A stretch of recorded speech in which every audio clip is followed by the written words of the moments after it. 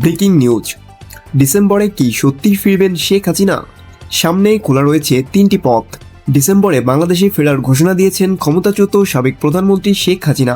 কিন্তু ঘোষণা দিলেই কি তিনি দেশে ফিরতে পারবেন, নাকি ফেরার পথে রয়েছে আইনি ও কূটনৈতিক জটিলতা? আরও বড় প্রশ্ন, শেখ হাসিনা নিজে ফিরবেন, নাকি ভারত বাংলাদেশ প্রত্যর্পণ প্রক্রিয়ার মাধ্যমে তাকে ঢাকায় ফেরানো হবে? চলুন পুরো বিষয়টি সহজভাবে বুঝে নেওয়া যাক।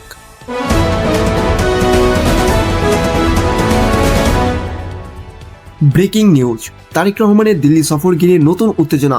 পেছনে আছে কি রহস্য? তারেক রহমানের সম্ভাব্য ভারত সফর ঘিরে হঠাৎ বদলে গেছে কূটনৈতিক সমীকরণ। শেখ হাসিনার প্রত্যর্পণ, দিল্লির সঙ্গে ঢাকার সম্পর্ক এবং পররাষ্ট্রনীতির অবস্থান সব মিলিয়ে তৈরি হয়েছে নতুন টানাপোড়েন।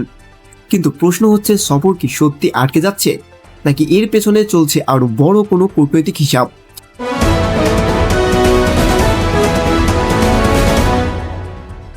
2024 সালের আগস্টে আওয়ামী লীগ সরকারের পতনের পর থেকে ভারতে অবস্থান করছেন শেখ হাসিনা।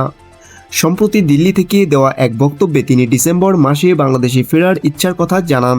তার এই ঘোষণার পরই ঢাকা নয়াদিল্লির সম্পর্কে অন্যতম গুরুত্বপূর্ণ আলোচনার বিষয় হয়ে উঠেছে তার সম্ভাব্য প্রত্যাবর্তন। তবে শেখ হাসিনার সামনে বাস্তবে কি পথ খোলা রয়েছে? প্রথম সম্ভাবনা, স্বেচ্ছায় বাংলাদেশে ফিরে আসা।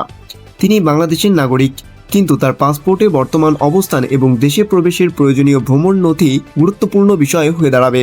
বৈধ পাসপোর্ট না থাকলে সংশ্লিষ্ট কর্তৃপক্ষের কাছ থেকে ট্রাভেল ডকুমেন্ট বা প্রয়োজনীয় অনুমতি নেওয়ার প্রশ্ন আসতে পারে। দ্বিতীয় পথটি হচ্ছে প্রত্যর্পণ।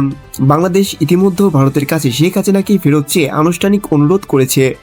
দুই দেশের মধ্যে প্রত্যর্পণ সংক্রান্ত চুক্তিও রয়েছে।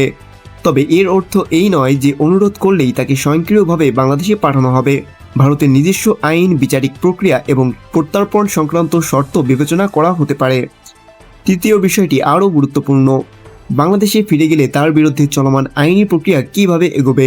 বাংলাদেশে শেখ হাসিনার বিরুদ্ধে একাধিক মামলা রয়েছে এবং মানবতা বিরোধী অপরাধ মামলায় তার বিরুদ্ধে মৃত্যুদণ্ডের রায় হওয়ার কথাও প্রতিবেদনে এসেছে। ফলে তিনি যদি কোনো ধরনের সমঝোতা ছাড়া দেশে ফিরেন, তাহলে তাকে আইনি প্রক্রিয়ার মুখোমুখি হতে হবে। এমনটাই সংশ্লিষ্ট আইনজীবী ও বিশ্লেষকদের বক্তব্য।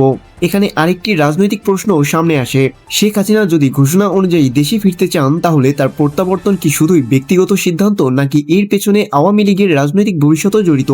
বাংলাদেশে আওয়ামী লীগের রাজনৈতিক কার্যক্রম বর্তমানে নিষেধাজ্ঞার মধ্যে রয়েছে। দলের অনেক নেতাকর্মী আত্মগোপনে বা দেশের বাইরে রয়েছেন। এই পরিস্থিতিতে শেখ হাসিনার দেশে ফেরার ঘোষণা দলটির রাজনীতিতেও নতুন আলোচনা তৈরি করেছে। তবে রাজনৈতিক বিশ্লেষকদের একটি বড় অংশ মনে করেন, বাস্তব পরিস্থিতি বিবেচনায় শেখ হাসিনার জন্য দেশে ফিরে সরাসরি রাজনৈতিক কর্মকাণ্ডে যুক্ত হওয়া সহজ হবে না, কারণ তাকে একই সঙ্গে আইনি ঝুঁকি এবং পরিবর্তিত রাজনৈতিক বাস্তবতার মুখোমুখি হতে হবে। অন্যদিকে ভারত বাংলাদেশ সম্পর্ক এই পুরো ঘটনাকে আরও জটিল করে তুলছে। শেখ হাসিনা বর্তমানে ভারতে অবস্থান করছেন, ফলে তার প্রত্যাবর্তনের সিদ্ধান্ত শুধু বাংলাদেশের অভ্যন্তরীণ বিষয় নয়, এর সঙ্গে ভারতের আইন, কূটনৈতিক অবস্থান এবং দুই দেশের ভবিষ্যৎ সম্পর্কও জড়িয়ে আছে। বিশেষ করে সাম্প্রতিক সময়ে তারেক রহমানের সম্ভাব্য ভারত সফর নিয়েও ঢাকা দিল্লির মধ্যে আলোচনা চলছে। ফলে শেখ হাসিনার প্রত্যাবর্তন এবং তারেক রহমানের ভারত সফর দুটি বিষয় একই সময়ে সামনে আসায় কূটনৈতিক মহলের আগ্রহ আরও বেড়েছে। তবে এখন পর্যন্ত নিশ্চিতভাবে বলা যাচ্ছে না শেখ হাসিনা ডিসেম্বরেই বাংলাদেশে ফিরবে কিনা। তার নিজের ঘোষণা রয়েছে, বাংলাদেশের পক্ষ থেকেও তাকে ফেরত যাওয়ার অবস্থান স্পষ্ট। কিন্তু শেষ পর্যন্ত বাস্তবে কি হবে সেটি নির্ভর করবে আইনি প্রক্রিয়া, প্রয়োজনীয় ভ্রমণ নথি, ভারতীয় সিদ্ধান্ত এবং বাংলাদেশের অভ্যন্তরীণ পরিস্থিতির ওপর।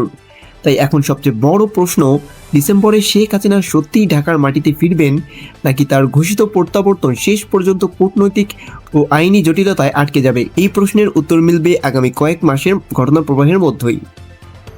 Breaking news. তারেক রহমানের দিল্লি সফর ঘিরে নতুন উত্তেজনা। পেছনে আছে কি রহস্য? তারেক রহমানের সম্ভাব্য ভারত সফর ঘিরে হঠাৎ বদলে গেছে কূটনৈতিক সমীকরণ। শেখ হাসিনার প্রত্যর্পণ, দিল্লির সঙ্গে ঢাকার সম্পর্ক এবং পররাষ্ট্রনীতির অবস্থান সব মিলিয়ে তৈরি হয়েছে নতুন টানাপোড়েন। কিন্তু প্রশ্ন হচ্ছে, সফর কি সত্যি আটকে যাচ্ছে, নাকি এর পেছনে চলছে আরও বড় কোনো কূটনৈতিক হিসাব? প্রতিবেদন অনুযায়ী তারেক রহমানের সম্ভাব্য দিল্লি সফর নিয়ে দুই দেশের মধ্যে আলোচনা চলছিল। সফরকে ঘিরে কূটনৈতিক প্রস্তুতির কথাও বিভিন্ন মাধ্যমে উঠে আসে। এমন সময় বাংলাদেশের পক্ষ থেকে বলা হয়, ভারত থেকে একটি অনুকূল পরিবেশ তৈরি হওয়া প্রয়োজন। এই আলোচনায় সবচেয়ে গুরুত্বপূর্ণ হয়ে উঠেছে সাবেক প্রধানমন্ত্রী শেখ হাসিনার বিষয়টি। 2024 সালে আগস্টে ক্ষমতাচ্যুত হওয়ার পর থেকে তিনি ভারতে অবস্থান করছেন। বাংলাদেশ তার প্রত্যর্পণের জন্য ভারতের কাছে আনুষ্ঠানিক অনুরোধ জানিয়েছে। তবে ভারতীয় সংবাদ মাধ্যমের প্রতিবেদন অনুযায়ী শেখ হাসিনাকে বাংলাদেশে ফেরত পাঠানোর বিষয়টি শুধু রাজনৈতিক সিদ্ধান্তে নির্ধারিত হবে না, ভারতের আইন, প্রত্যর্পণ চুক্তি এবং সংশ্লিষ্ট আইন প্রক্রিয়াও এখানে গুরুত্বপূর্ণ ভূমিকা রাখবে। আর এখানেই তৈরি হয়েছে কূটনৈতিক জটিলতা। বাংলাদেশের পক্ষ থেকে বলা হয়েছে শেখ হাসিনার অবস্থান এবং দিল্লি থেকে তার সাম্প্রতিক বক্তব্য দুই দেশের সম্পর্কের জন্য অনুকূল পরিবেশ তৈরি করছে না। অন্যদিকে ভারতীয় সূত্রের বক্তব্য, প্রত্যর্পণের মতো বিষয় আইনগত প্রক্রিয়ার মধ্য দিয়েই এগোতে হবে। এর মধ্যেই সাবেক মার্কিন রাষ্ট্রদূত পিটার হাসের বাংলাদেশ সফর নিয়ে নানা আলোচনা তৈরি হয়েছে।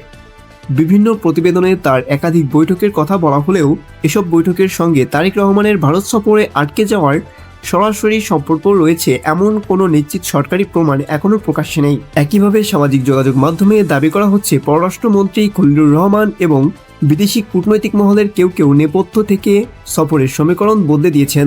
তবে এসব দাবির স্বাধীন ও নির্ভরযোগ্য প্রমাণ পাওয়া যায়নি, তাই এগুলোকে নিশ্চিত ঘটনা হিসেবে দেখার সুযোগ নেই। তবে রাজনৈতিক বাস্তবতা বলছে ঢাকা ও দিল্লির সম্পর্ক এখন অত্যন্ত সংবেদনশীল পর্যায়ে রয়েছে।